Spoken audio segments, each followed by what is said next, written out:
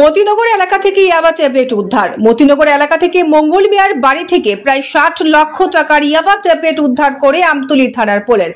পুলিশের অভিযানকালে টের পেয়ে পালিয়ে যায় মঙ্গল মিয়া। এই বিষয়ে বিস্তারিত জানান আমতলী থানার এসডিপিও পারমিতা পাঞ্জে। গতকাল মানে 20 অগাস্ট আমতলী থানার কাছে একটা সিক্রেট ইনফরমেশন আসে যে মতিনগর মঙ্গল মিয়ার বাড়িতে প্রচুর পরিমাণে নার্কোটিক্স ড্রাগস স্টোর করা আছে।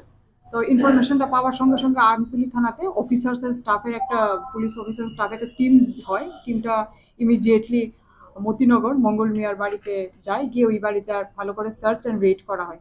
ডিউরিং রেড দেখা যায় মঙ্গল মিয়া যে ঘরে থাকে ঘরটা অলরেডি লক করা ছিল। তো ওনার মেয়েকে দিয়ে আমরা যথারীতি এক্সিকিউটিভ ম্যাজিস্ট্রেটের সামনে লকটা খুলে আমরা ওনার ঘরটা সার্চ করি, যে ঘরে মঙ্গল মিয়া থাকতো, এবং ওনার ঘর থেকে আমরা সার্চ করে 40,000 ইয়াবা ট্যাবলেট রিকভার করি, যার বাজার মূল্য অ্যারাউন্ড 60 লাখ হবে। এবং মঙ্গল মিয়া এখন পলাতক আছে এবং ওনাকে ধরার জন্য আমরা সোর্স অ্যাক্টিভেট করেছি। বাকি যেটা টেকনিক্যাল যা হেল্প নিতে লাগবে ওগুলো আমরা করছি।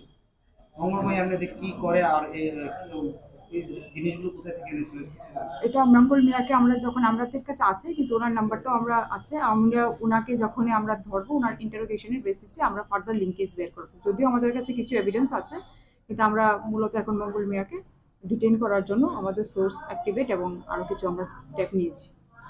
কিছুদিন আগেও আপনারা ইয়াবা ট্যাবলেট উদ্ধার করেছেন, আজকেও আবার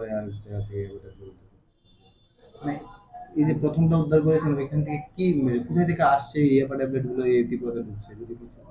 অ্যাকচুয়ালি এটা আমাদের এখন ইনভেস্টিগেশন আন্ডার ইনভেস্টিগেশন, বেশি আমরা রিভিল করতে চাইছি না। তো প্রথম কেসটারও আমাদের accused interrogation. Report news Nageshwari.